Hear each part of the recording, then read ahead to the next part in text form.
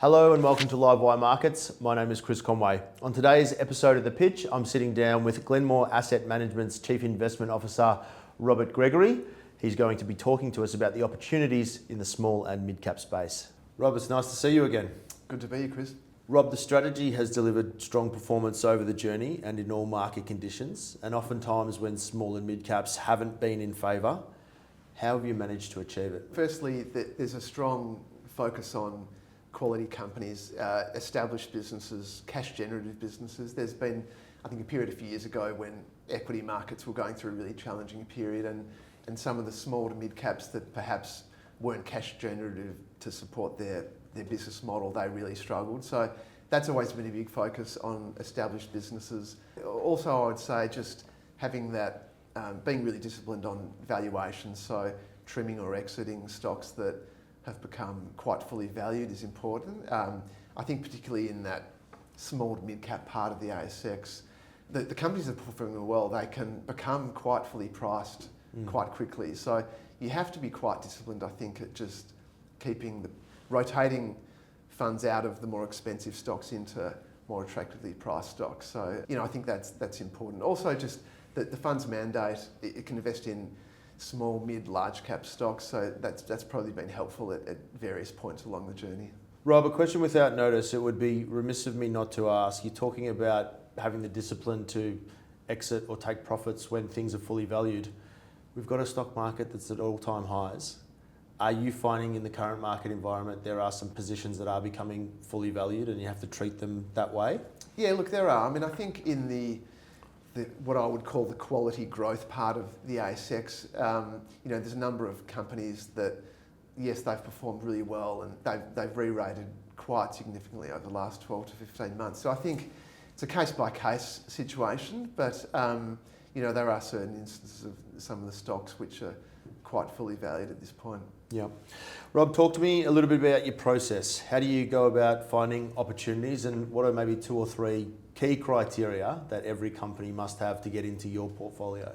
The initial point is that I'm just constantly scouring the markets for new ideas. I mean, I think over having worked for 20 years in the markets, you start to have, even subconsciously, the type of company you're looking for in terms of quality of company, management team, earnings growth potential. So within that, there's just this constant scouring of the market, listening to conference calls, investor days, reporting season. You listen to a lot of conference calls, reading as much as you can about, all the companies that are out there. So there's a lot of that initial sort of screening of companies. And I guess you have to really love the job to be doing that. So that's something I enjoy.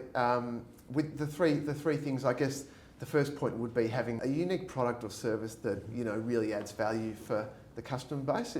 At the heart of every great investment, it's going to have a product or service that really resonates with its customer base. That'd be point 1. Point 2 would just be, after doing a lot of analysis into the divisions of the business and the earnings outlook and the industry that it operates in, just having that ability to generate earnings in excess of what's priced in. Ultimately, for a lot of companies, say the next 12, 15 months, what the company's going to earn is relatively well agreed on or by the market. But often in those outer years, that's where it can differ. So if you can build a conviction on a stock that can do a lot better than what's priced in that sort of medium-term time frame, that can be, that's where you can add a lot of value as a fund manager. Yeah. I think the last point would just be management. It goes without saying that a company's got to have good management. Stable management's a huge positive for me, not just at the top level of the CEO, but even a lot of the really high performing companies on the ASX over the last 5-10 years. That senior management team below the CEO is quite stable, and it just indicates that the company's performing well and that that people are happy working there. Yep. Rob, another follow-up question, if I may, just on that second point where you're talking about looking beyond the next 18 to 24 months, which, like you say, it's relatively well known or agreed to by the market. Going beyond that, how much of that is science and how much of that is art? Like, you've been doing this for a while now, and you've got plenty of experience. Have you built a robust a quantitative process, and then how much of it is just your knowledge and intuition? It's a great question. It's probably a combination of quantitative and qualitative. I mean, the further you go out in terms of trying to forecast earnings for a company, the harder it is. Yep. However, that is where you can add quite a lot of value. So often it's more about understanding the product, the product fit, the addressable market, what scope there is for the company to deliver better than expected earnings in that years 2, 3, 4 and 5. So I would say it's a combination, but that's certainly something that's a big focus. Yeah, great explanation. Thanks, Rob. Let's talk about the current market conditions. We touched on them earlier. I know that there's some positions, as you say, case by case where you're taking profits. What about looking for opportunities? Is it a target-rich environment at the moment? Let's couch this in the terms of, a lot of people were saying that 2024 was the year for small and mid caps. Has that come to fruition? What are you hunting at the moment? Yeah, well, I think mid caps have done very well. I think perhaps the small caps are still struggling a bit. They probably need interest rate cuts to really get going for their earnings base. A lot of the small to mid cap quality growth companies have re-rated quite significantly. The beauty of the ASX is that there's often pockets within the pockets of the ASX where companies are just performing particularly well. Yeah. They might have had a period of investing in a product that they've released to market, or they might have had a period of management instability and that's just coming to an end. So in terms of, whilst there's hundreds and thousands of companies out there, to generate really good returns for the portfolio, you really only need, probably 10, 15 key ideas within that. And so often it can be quite idiosyncratic that even within a relatively fully valued market, you can still find high conviction ideas. Rob, just very quickly before we get to a couple of stock ideas, how many stocks typically held in your portfolio? It's typically around 25 to 35. Right, fairly concentrated. Yeah. Thank you. Like I said, everyone loves a stock pick. Let's get into some companies now. Over the journey, which stock has contributed most to your exceptional performance over the life of the fund? It doesn't have to be one that you're still holding now. Yeah, look, the biggest contributor would be Pinnacle Investment Management. Right.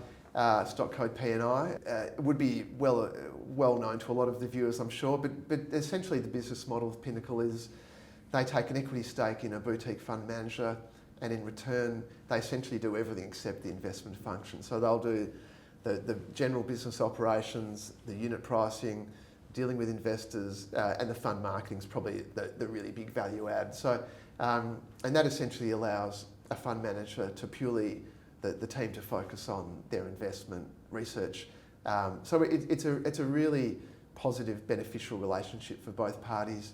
From Pinnacle's point of view, they're a specialist fund marketer, so they've got very high levels of expertise in helping fund managers grow their funds under management. That might get them on platforms, get them rated by research houses, get them in front of the key decision makers to win flows.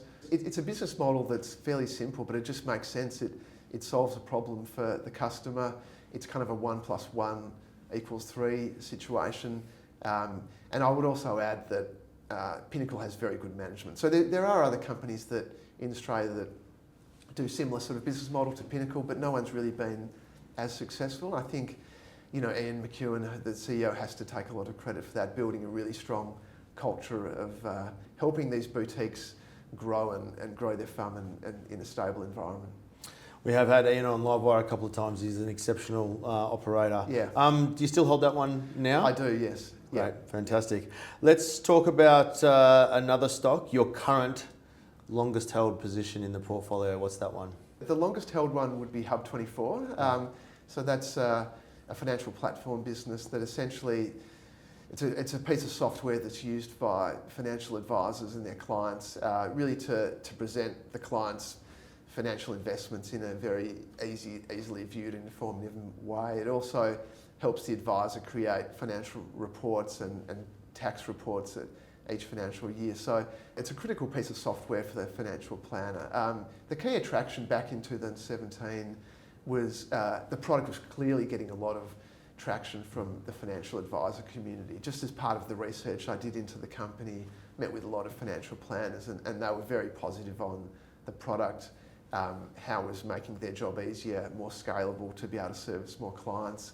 Hub, and to that matter, Net Wealth, have benefited from a lot of their competitors being larger incumbents, which in a lot of cases, the platform business is one part of a much bigger business. So, whereas Hub and Net Wealth benefit being their specialist platform providers, very much focused on the business. And I think the other thing I'd call out for Hub is just, very well run, very good culture of listening to the customer base and addressing needs and just constantly improving the platform.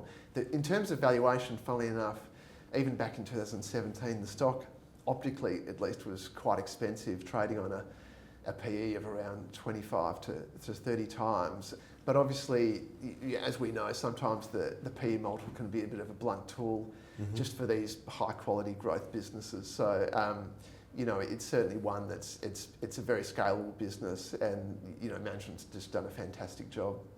Rob, am I right in saying that your own fund was recently listed on Hub and Net Wealth? Yeah, that's correct. Oh, They must be doing something right then, mate. Yeah. Thanks so much for sitting down with Livewire today. Thanks, Chris. If you enjoyed that episode of The Pitch as much as I did, make sure to give it a like, and don't forget to follow our YouTube channel because we're adding lots of great content just like that every single week.